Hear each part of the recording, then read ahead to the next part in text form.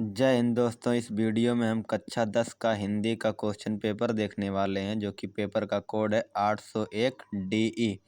आपका ये जो प्रश्न पत्र है वो 70 नंबर का है। ये प्रश्न पत्र 2 खंडों में विभाजित है, खंड आ और खंड बा।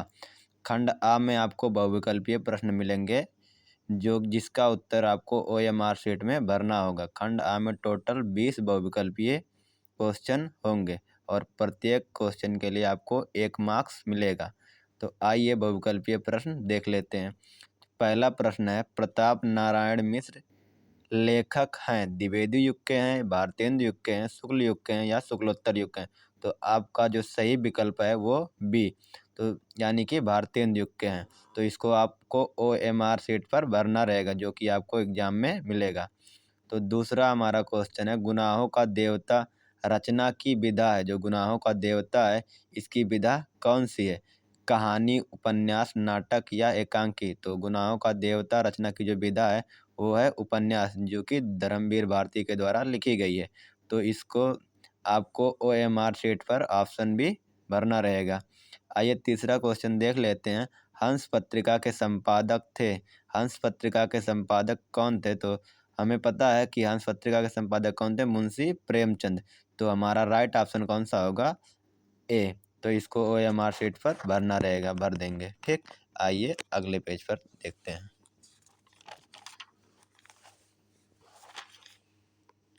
अगला क्वेश्चन हमारा है, कलम का सिपाही की विधा है।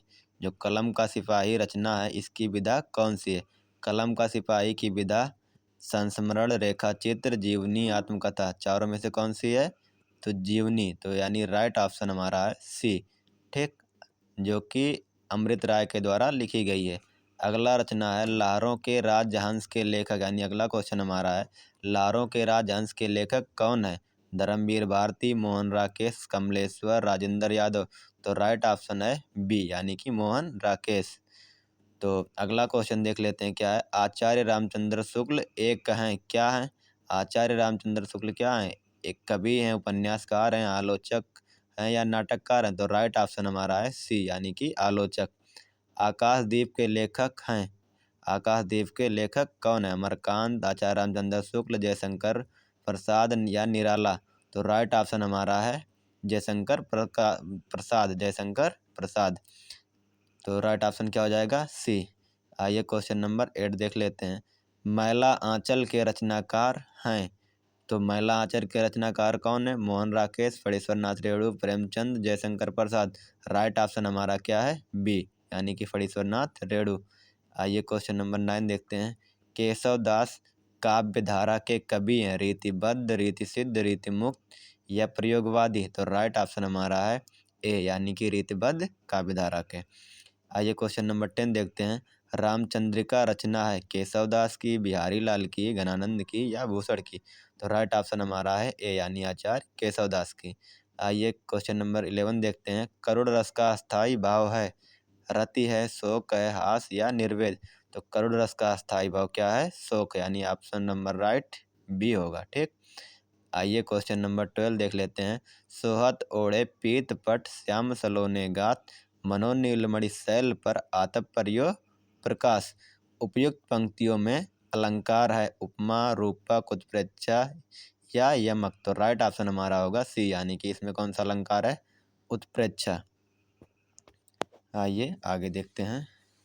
क्वेश्चन नंबर 13, रोला छंद में कुल कितने चरण होते हैं? 3, 2, 4 या 5? तो राइट ऑप्शन हमारा होगा सी, यानी कि कितने चरण होते हैं? 4। अगला क्वेश्चन है, अधिग्रहण शब्द में प्रयुक्त उपसर्ग है। तो अधिग्रहण शब्द में कौन सा उपसर्ग है? अति है या आधि है या आध है या आ है? तो राइट ऑप्शन होगा बी, यानी कि अधिग्रहण शब्द में जो उपसर्ग है वो कौन सा है? आदि। आइए देखते हैं अगला क्वेश्चन। प्रत्यय के कितने भेद हैं? 2, 3, 4 या 1? तो राइट ऑप्शन है ए, कितने भेद होते हैं? 2 भेद होते हैं। अगला क्वेश्चन हमारा है, तिरंगा में कौन सा समास है? द्वंद्व समास है या द्विगु समास है या क्रमधारय समास है या तत्पुरुष समास है? तो ऑप्शन राइट ऑप्शन हमारा कौन सा है? बी, यानी द्विगु समास, यानी 3 रंगों का समाहार, यानी कि द्विगु समास, जो कि संख्यावाची होता है। अगला क्वेश्चन हमारा है, प्रत्येक शब्द में कौन सी संधि है? प्रत्येक शब्द में कौन सी संधि है? प्रति प्लस एक अर्थात प्रत्येक, यानी प्रत्येक शब्द में कौन सी संधि है? यड़ संधि है। आइए अगला क्वेश्चन देखते हैं, खीर का तत्सम रूप है क्षीर या क्षत्रिय वाला क्षीर या छीण या खीन? तो राइट ऑप्शन हमारा होगा बी। आइए अगला क्वेश्चन देखते हैं, नदीय शब्द का वचन और विभक्ति है चतुर्थी द्विवचन, पंचमी बहुवचन, षष्ठी एक वचन या चतुर्थी एक वचन? तो राइट ऑप्शन हमारा होगा डी। राइट ऑप्शन क्या है? डी, चतुर्थी एक वचन। आइए लास्ट क्वेश्चन यानी क्वेश्चन नंबर 20 देखते हैं, हास्यस्थः हासिस यथा धातु का वचन एवं पुरुष है एक वचन, मध्यम पुरुष, बहुवचन, उत्तम पुरुष, द्विवचन, मध्यम पुरुष या एक वचन प्रथम पुरुष? तो राइट ऑप्शन हमारा होगा सी, यानी कि द्विवचन मध्यम पुरुष। तो हमारा खंड आ समाप्त हुआ, जो कि बहुविकल्पीय था। इसका आंसर आपको OMR सेट पर देना था, जो कि एग्जाम सेंटर में आपको मिलेगा। ठीक, आइए खंड बा देख लेते हैं। तो जो कि इसमें वर्णनात्मक प्रश्न आपको मिलेंगे। तो खंड बा का जो पहला क्वेश्चन है, इसमें आपको एक गद्यांश दिया हुआ है जिसका आंसर आपको देना होगा। इसमें खंड आ में जो पहला क्वेश्चन है वो क्या है? गद्यांश से है। दो गद्यांश दिया गया है, का और खा, जिसमें से कोई एक ही आपको करना है। आइए आपको एक बता देते हैं कोई। तो पहला क्या दिया है? खंड आ का क्या बोलते हैं, खंड बा में जो पहला है का वाला, मित्रता के लिए यह आवश्यक नहीं है कि दो मित्र एक ही प्रकार का कार्य करते हों या एक ही रुचि के हों। इसी प्रकार प्रकृति और आचरण की समानता भी आवश्यक या वांछनीय नहीं है। दो भिन्न प्रकृति के मनुष्यों में बराबर प्रीति और मित्रता रही है। राम धीर और शांत प्रकृति के थे, लक्ष्मण उग्र और उद्धत स्वभाव के थे।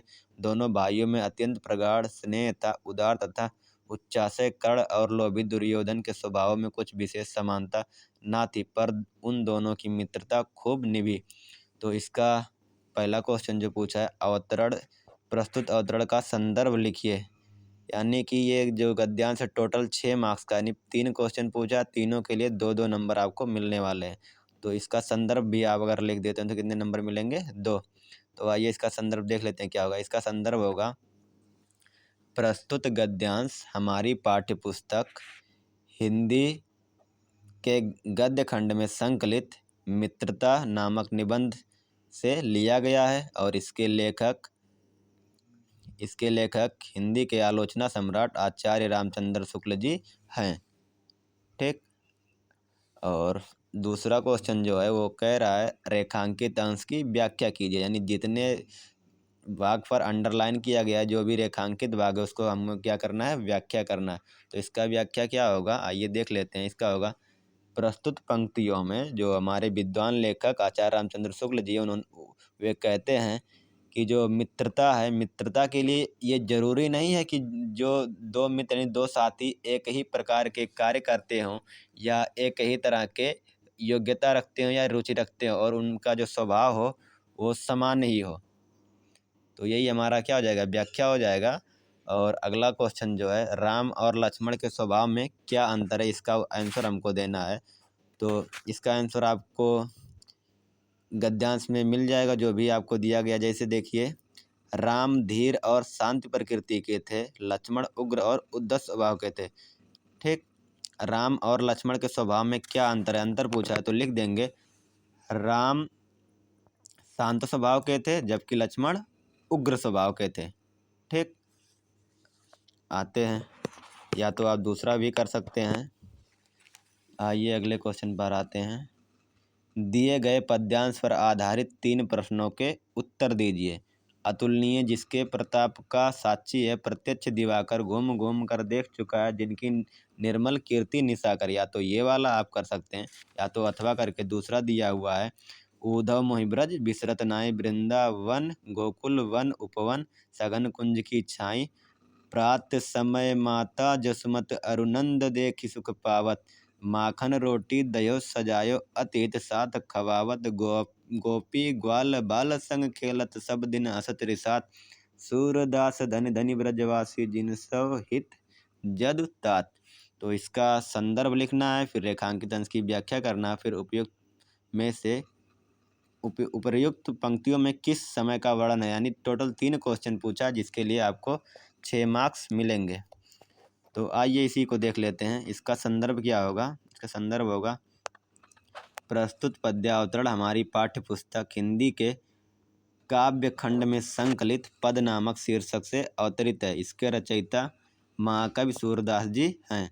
और अगला क्वेश्चन हमारा रेखांकित अंश की व्याख्या कीजिए। तो इसका व्याख्या होगा प्रस्तुत पंक्तियों में जो महाकवि सूरदास जी हैं वो कहना चाहते हैं कि जो श्री कृष्ण है वो ये कह रहे हैं कि उद्धव जी से, हे उद्धव, उद्धव मोहि ब्रज बिसरत न, यानी अर्थात हे उद्धव जी, मुझसे ब्रज भुलाया नहीं जाता। यानी वृंदावन गोकुल वन उपवन, यानी वृंदावन और गोकुल वन उपवन सघन कुंज की, यानी वृंदावन और जितने भी छोटे वन उपवन हैं और जो कुंजों की छाई है ये मुझसे भुलाई नहीं जाती।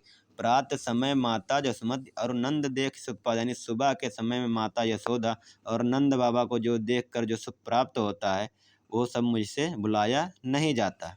ठीक, इतना ही हमको व्याख्या करना था कि केवल रेखांकित अंश क्या। अगला क्वेश्चन में पूछा है उपर्युक्त पंक्तियों में किस समय का वर्णन है। तो उपयुक्त ये जो पंक्तियाँ दी गई हैं इसमें जब श्री कृष्ण वृंदावन यानी वृंदावन या गोकुल छोड़कर मथुरा चले जाते हैं उस समय का वर्णन किया गया है। आइए अगले पेज पर आते हैं। अगला क्वेश्चन हमारा है दिए गए संस्कृत गद्यांश में से किसी एक का संदर्भ सहित हिंदी में अनुवाद कीजिए। तो आइए एक करके देख लेते हैं। तो जो पहला है ये वाराणसी वाले चैप्टर से लिया गया है। तो इसका संदर्भ क्या होगा? अगर संदर्भ लिखेंगे आप तो 2 नंबर मिलेगा, अगर अनुवाद भी करेंगे तो 3, यानी टोटल 5 मार्क्स आपको मिलने वाले हैं। तो ये इसका संदर्भ देख लेते हैं कैसे रहेगा। इसका संदर्भ रहेगा प्रस्तुत गद्यांश हमारी पाठ्य पुस्तक हिंदी के संस्कृत खंड में संकलित वाराणसी नामक पाठ से उद्धृत है। आइए अब इसका हिंदी अनुवाद देखते हैं। इसका हिंदी अनुवाद ये दिया हुआ इयम नगरी विविध धर्माणाम संगम स्थली, यानी कि यह नगरी विविध धर्मों की संगम स्थली है। महात्मा बुद्धा तीर्थंकरा पार्श्वनाथा शंकराचार्य कबीर गोस्वामी तुलसीदास अन्ये च बहवः महात्मनः अत्र आगत्य स्वीयान् विचारान् प्रसारयन्, यानी कि यह नगरी विविध धर्मों की संगम स्थली है। महात्मा बुद्ध तीर्थंकर पार्श्वनाथ शंकराचार्य कबीर गोस्वामी तुलसीदास अन्य चा बहवा और अन्य से बहुत महात्मना यानी महात्मा अत्र आगत यानी यहाँ आकर स्वयं विचारान प्रसारयन यानी अपने विचारों का प्रसार किया।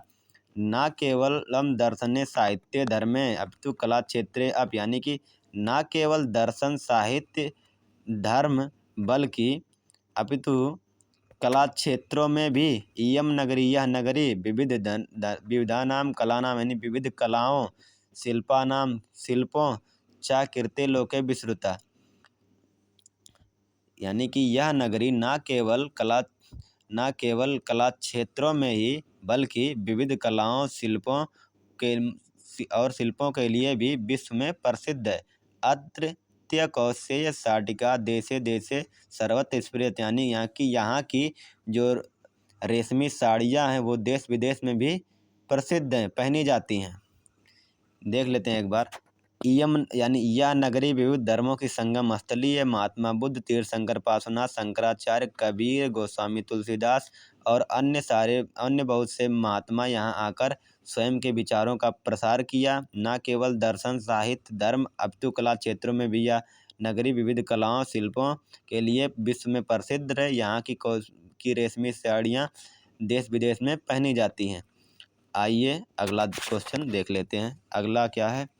दिए गए संस्कृत पद्यांश में से किसी एक का संदर्भ हिंदी में अनुवाद कीजिए। तो आइए कोई एक देख लेते हैं, का वाला देख लेते हैं। इसका जो संदर्भ होगा वो होगा प्रस्तुत पद्यांश हमारी पाठ्य पुस्तक हिंदी के संस्कृत खंड में संकलित जीवन सूत्राणि नामक पाठ से लिया गया है। इसका जो हिंदी अनुवाद होगा वो होगा किंस्विद गुरुतरम भूमे किंस्विद च्युतराव चा खात किंस्विद से ग्रतरा वाताद किंस्विद बहुतरम त्रिडात, यानी कि प्रस्तुत पंक्तियों में क्या होता है, जो यक्ष होता है वो युधिष्ठिर से प्रश्न करता है।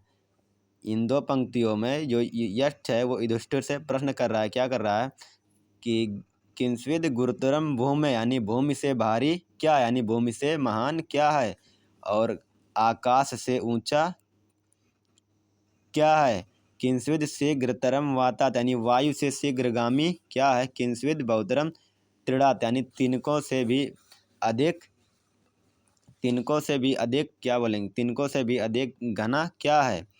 और तो दूसरी पंक्तियों में जो युधिष्ठिर हैं वो यक्ष के प्रश्नों का उत्तर देते हुए कहते हैं, माता गुरुतरा भूमि है, यानी जो माता है वो भूमि से भारी, यानी माता भूमि से महान है। खात पितोच्च तस्त्रा, यानी कि जो पिता है वो आकाश से ऊंचा, यानी जो पिता का स्थान है वो आकाश से ऊंचा है। मना से ग्रतरम वातात, यानी जो मन है वो वायु से भी अधिक शीघ्रगामी है। जो चिंता बहुतरी त्रिणात, जो चिंता है वो तिनकों से भी अधिक घनी है, यानी तिनकों से बढ़कर है।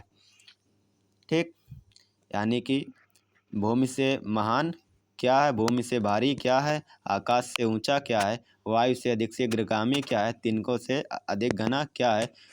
माता जो है वो भूमि से भारी है, यानी भूमि से महान है। पिता आकाश से ऊंचा है। वायु मन वायु से शीघ्रगामी है। चिंता तिनकों से अधिक घनी है, तिनकों से बढ़कर है। अगला क्वेश्चन हमारा है, अपने पठित खंडकाव्य के आधार पर निम्नलिखित में से किसी एक प्रश्न का उत्तर दीजिए। तो आपके ज़िले में जो भी खंडकाव्य चलता होगा उस पर आधारित प्रश्न का उत्तर आपको देना होगा, जिस पर आपको 3 मार्क्स मिलेंगे। ठीक, तो देख लीजिएगा आपके विषय में, यानी आपके ज़िले में कौन सा खंडकाव्य चलता है, देख लीजिए और उसी का आपको आंसर लिखना होगा। आइए क्वेश्चन नंबर 26 देख लेते हैं। दिए गए लेखकों में से किसी एक का जीवन परिचय देते हुए उनकी एक प्रमुख रचना का उल्लेख करना है। तो आपको तीन लोगों का नाम दिया गया, आचार्य रामचंद्र शुक्ल, डॉक्टर राजेंद्र प्रसाद और जयशंकर प्रसाद। तीनों में से जिनका भी तैयार होगा उनका जीवन परिचय आप लिख सकते हैं और उनकी एक प्रमुख रचना का नाम भी लिख सकते हैं। इसके लिए आपको 5 मार्क्स मिलेंगे। अगला क्वेश्चन हमारा है, दिए गए कवियों में से किसी एक का जीवन परिचय देते हुए उनकी एक प्रमुख रचना का उल्लेख करना है, यानी गोस्वामी तुलसीदास, मित्रानंदन पंत, महाकवि सूरदास। तीनों में से जिसका भी तैयार होगा आप लिख सकते हैं, जिसके लिए आपको 5 मार्क्स मिलेंगे। आइए आगे देखते हैं। जो क्वेश्चन नंबर 27 कह रहा, अपनी पाठ्य पुस्तक में से कंठस्थ कोई एक श्लोक लिखिए जो इस प्रश्न पत्र में ना आया, यानी आपको कोई भी जो भी श्लोक याद होगा वो लिख देना है जो कि इस प्रश्न पत्र में ना आया हो। ठीक, अगला क्वेश्चन हमारा है, निम्नलिखित में से श्लोक के लिए आपको 2 नंबर मिलेंगे। अगला क्वेश्चन हमारा है, निम्नलिखित में से किन्हीं 2 प्रश्नों के उत्तर संस्कृत में दीजिए। यानी पहला क्वेश्चन क्या पूछा है, पुरुराजा कः आसीत्, पुरुराजा कः आसीत्। तो इसका हो जाएगा आंसर, पुरुराजा एका भारत वीरः आसीत्, यानी पुरुराज कौन थे, एक भारत वीर थे। अगला क्वेश्चन है, वीरा केन पूज्यते, इसका आंसर होगा वीरा वीरेन पूज्यते। अगला क्वेश्चन है, कुत्र मरणम मंगलम भवति, इसका आंसर हो जाएगा वाराणस्याम मरणम मंगलम भवति। अगला क्वेश्चन है, चंद्रशेखर कः आसीत्, तो इसका आंसर होगा चंद्रशेखर एका क्रांतिकारी देशभक्तश्च आसीत्। और लास्ट क्वेश्चन यानी क्या है, निम्नलिखित में से किसी एक विषय पर निबंध लिखिए, जिसके लिए आपको कितने नंबर मिलने वाले हैं, 9। पहला क्या है, भारत में आतंकवाद कारण और निवारण, जनसंख्या वृद्धि के कारण लाभ और हानि, बेरोजगारी की समस्या, विज्ञान के चमत्कार और मेरा प्रिय कवि। यानी 5 में से आप किसी भी टॉपिक पर लिख सकते हैं, जो भी आपका तैयार होगा। Thank you for watching video. अगर वीडियो पसंद आया हो तो लाइक, शेयर एंड सब्सक्राइब ज़रूर करें।